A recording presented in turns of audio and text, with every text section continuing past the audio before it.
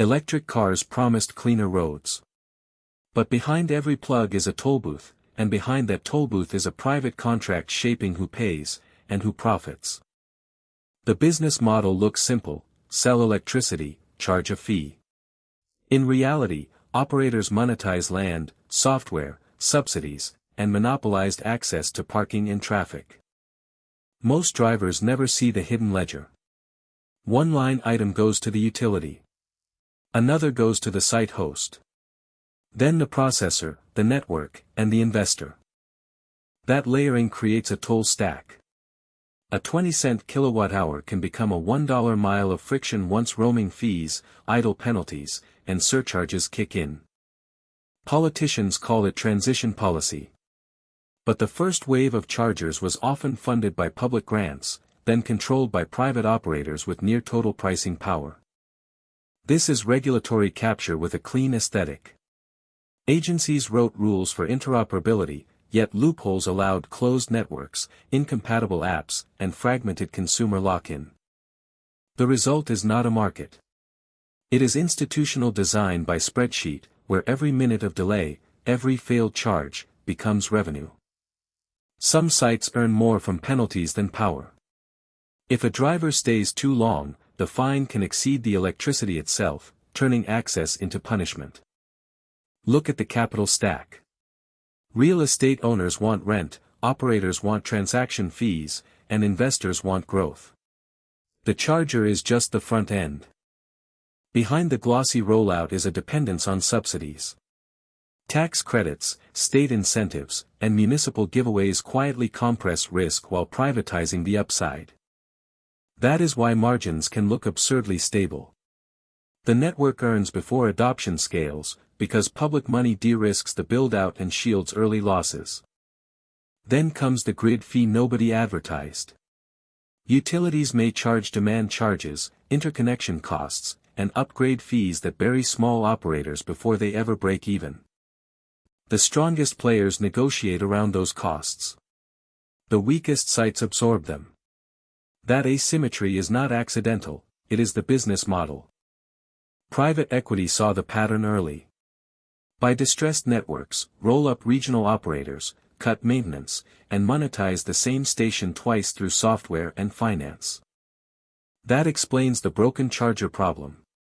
A dead unit does not always mean a failed company, sometimes it means deferred repairs protecting quarterly optics. Consumers blame inconvenience. Analysts should blame incentive design. When uptime penalties are weak, reliability becomes optional and the hidden costs are pushed onto drivers. Roaming apps added another layer of extraction. Different networks, different prices, different rules. Complexity itself became a moat, and confusion became cash. This is how monopoly behavior hides in plain sight. The site may have multiple brands, but the payment rails, data, and pricing often converge upstream. Drivers see a charger. Investors see an annuity. Every swiped card, reservation fee, and membership tier turns mobility into recurring extraction. The public was told the infrastructure would democratize travel. Instead, access became geographically uneven, with wealthier corridors getting fast chargers and poorer areas getting excuses. That pattern reflects institutional design, not bad luck. Private capital follows predictable demand, while public planning absorbs the political cost of stranded neighborhoods. Local governments often sign long leases for parking sites.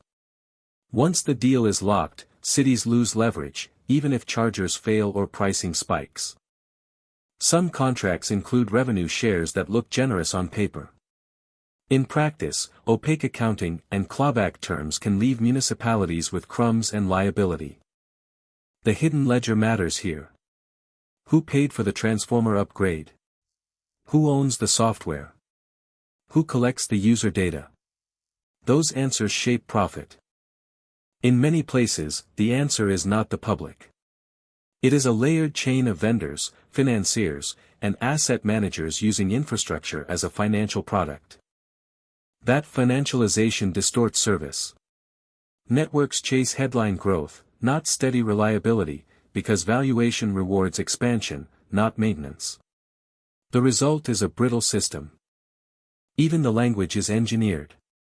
They say ecosystem, partnership, and smart mobility. What they often mean is outsourced risk and concentrated returns. Watch the regulatory hearings.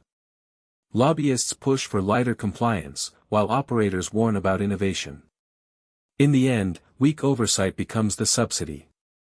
The public thinks the fight is about charging speeds.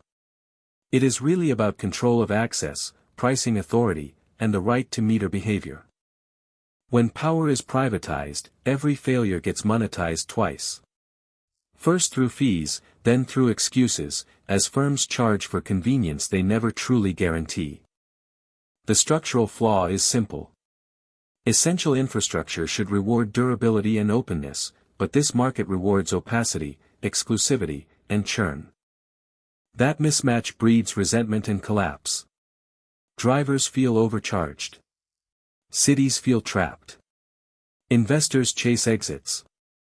Nobody owns the long-term obligation, so everyone inherits the damage. The charging build-out was sold as public progress.